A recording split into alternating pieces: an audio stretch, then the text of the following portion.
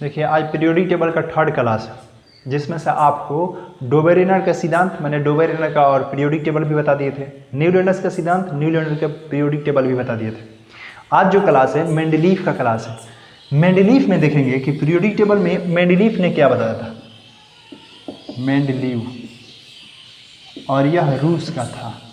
पहला जर्मन, दूसरा ब्रिटेन, तीसरा रूस, ये रूस का था। इसका देखिए मेंडलीफ ने सबसे पहले तत्वों को तो सजाने का, ये तो बात सबसे पहले तत्वों का सजाने के बाद तो डोबेरेनर ने कहा था। इसने क्या दिया, एक आवर्त लॉ दिया, the law of periodic, the law of periodic, periodic.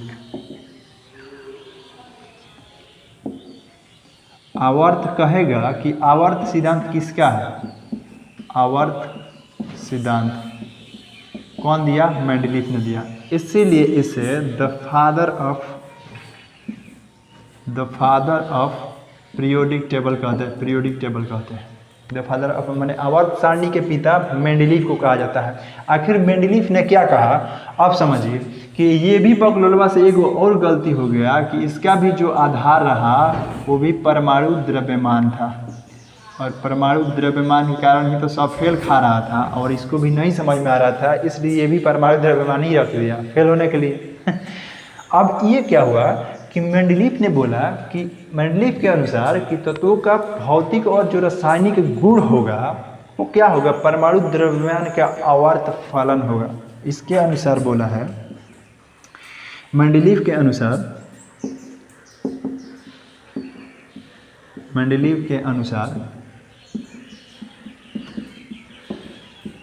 तत्वों का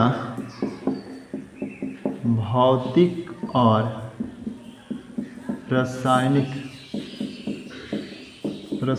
गुण परमाणु द्रव्यमान का आवर्त फलन होगा, आवर्त फलन होगा। इसका मतलब क्या है, बोल रहा है कि मेंडलीफ के अनुसार तत्वों का भौतिक और रासायनिक गुण उनके परमाणु द्रव्यमान का आवर्त फलन होगा। जैसे, और ये क्या कह दिया कि एक ग्रुप का निर्माण किया, ऐसे ऐसे ऐसे, 1 2 3 4 5 6 और 1 7, ये 8 हुआ, 1 2 3 4 5 6 7 8, और 1 2 3 4 5 6 7, और ये 7, ये ऊपर वाला को बोला,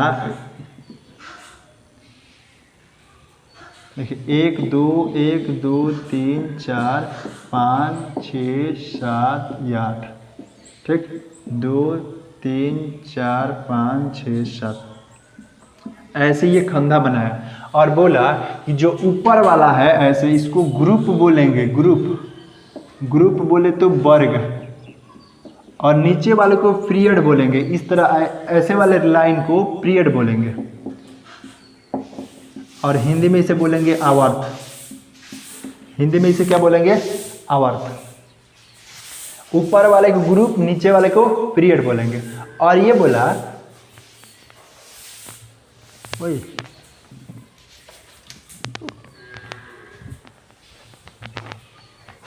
ऊपर वाले को ग्रुप बोलेंगे, इधर वाले को पीरियड बोलेंगे। और ये ग्रुप में बोला कि देखिए हम जब भी तत्वों को रखेंगे तो एक पता चल जाएगा कि इस ग्रुप में रखे हैं तो इसका भौतिक और रासायनिक गुण के आधार पर छांट लेंगे, इसको ऐसे रख लेंगे, इसको ऐसे। तो इसीलिए इसे the father of periodic table कहा गया। और इस समय मेंडलीफ के समय जो ग्रुपों की संख्या था 8 था, और पीरियड की संख्या था 7। ये कई बार क्वेश्चन पूछा हुआ है कि मेंडलीफ में ग्रुप कितने थे, तो 8, याद रखिए। आवर्त कितने थे, पीरियड कितना था, 7। अब समझिए कि इसका नियम फेल क्यों हो गया। इसका आधार तो परमाणु द्रव्यमान था, और ये भी सजाया। तो एक लास्ट में आप यहां से देखिए,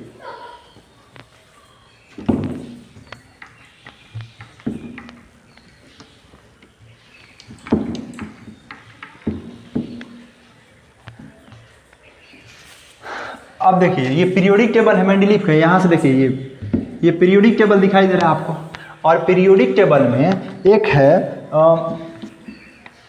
आयरन, कोबाल्ट और निकेल को देखें, और इसका होगा 5.9 और 55.9, यहाँ पे 58.9 और यहाँ पे 58.7। और इसने कहा था, यहाँ पे देखिए ये बोला था कि हम यदि परमाणु द्रव्यमान के अनुसार तत्वों को सजाएंगे तो क्या होगा, उनके रासायनिक और भौतिक गुण जो होगा वो तत्वों के आवर्त फलन होगा, परमाणु द्रव्यमान के आवर्त फलन होगा। मतलब किसका क्या है कि अगर हम इधर से इधर जाएं, माने पीरियड में इधर से बाएं से दाएं जाएं, चाहे ऊपर से नीचे जाएं, इसका मतलब हुआ, माने मेंडलीफ ने क्या कहा था कि मेंडलीफ के अनुसार बोला था कि तत्वों का भौतिक और रासायनिक गुण परमाणु द्रव्यमान के आवर्त फलन होंगे। मतलब कि बाएं से दाएं जाएं, बाएं से दाएं और चाहे ऊपर से नीचे जाएं, हमेशा क्या होगा, परमाणु द्रव्यमान बढ़ेगा, एटॉमिक मास वाज इंक्रीज्ड, हमेशा बढ़ेगा। तो देखिए यहाँ पे आयरन का 55.9 है, यहाँ पे 58.9 है और ये 58.7 वहाँ पे आपको दिखाई भी दे रहा होगा।